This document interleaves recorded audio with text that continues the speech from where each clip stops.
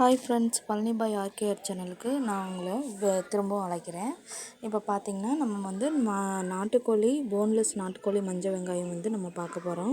இதுக்கு தேவையான பொருள் பார்த்திங்கன்னா நல்லெண்ணெய், கருவேப்பில், சின்ன வெங்காயம், மஞ்சத்தூள், மிளகாத்தூள், கல்லுப்பு, இது மட்டும்தான் முக்கியமாக தேவை. மஞ்சத்தூள், அப்புறம் நாட்டுக்கோழி வந்து நீங்கள் வந்து போன்லெஸ் பண்ணி எடுத்து வச்சுக்கோங்க. நாங்கள் வந்து 1 கிலோ நாட்டுக்கோழி வந்து நாங்கள் செய்கிறோம்.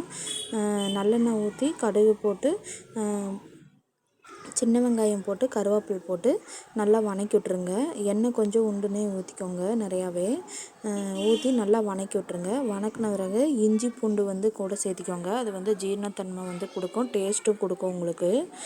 அந்த இது போட்டு நல்லா வதக்கி விட்ருங்க. நாங்கள் வந்து வெளியவே செஞ்சோம். நான் சின்ன மாமியார் வீட்டில் வந்து நாங்கள் வந்து இந்த நாட்டுக்கோழி வந்து செஞ்சோம். அங்கே வந்து நாட்டுக்கோழி ஸ்பெஷலுங்கிறனால நல்ல கறியாக வந்து மாமா வந்து வெட்டி கொண்டு வந்து தந்தார். போன்லெஸ் சிக்கன் கறி பாருங்கள், இந்த மாதிரி நல்லா கழுவி வச்சுட்டு இங்கே பாருங்கள், கோழிக்கறியே பாருங்கள் நல்லா இருக்குது. நாட்டுக்கோழி வந்து மஞ்சத்தூள் போட்டு கழுவி வச்சுட்டு இந்த மாதிரி போட்டு மஞ்சத்தூள் உப்பும் போட்டு நல்லா வதக்கி எடுத்துக்கோங்க. நான் வந்து இந்த வீடியோ வந்து ஸ்பீடாக வந்து வச்சுருக்கேன். உங்களுக்கு வீடியோ ரொம்ப லாங்காக போகிறனால நான் வந்து ஸ்பீடாக வச்சுருக்கேன். இது வந்து போட்டு கொஞ்சம் தண்ணி வந்து அது கறிக்கு தேவையான அளவு வந்து நீங்கள் விட்டுக்கலாம். ஃபஸ்ட்டு எண்ணெயில் வந்து நல்லா தாளித்து எடுத்துக்கணும். கறி வந்து முக்கால்வாசி பதத்துக்கு வந்து எண்ணெயிலேயே வந்து நல்லா கொதிக்கணும். அதுக்கு நல்லா இதான பிறகு மிளகாத்தூளும் மஞ்சத்தூளும் போட்டு இஞ்சி பூண்டு போட்டு உப்பும் போட்டு நல்லா கலரி விட்டே இருக்கணும்.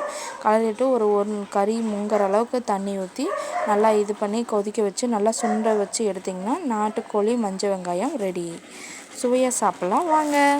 இது வந்து உங்களுக்கு பிடிச்சதுன்னா கமெண்ட் பாக்ஸில் கமெண்ட் பண்ணுங்கள். Thank you friends. சப்ஸ்கிரைப் பண்ணாமையே பார்த்துட்ருக்கீங்க, ஒவ்வொருத்தரும் சப்ஸ்கிரைப் பண்ணி பாருங்கள்.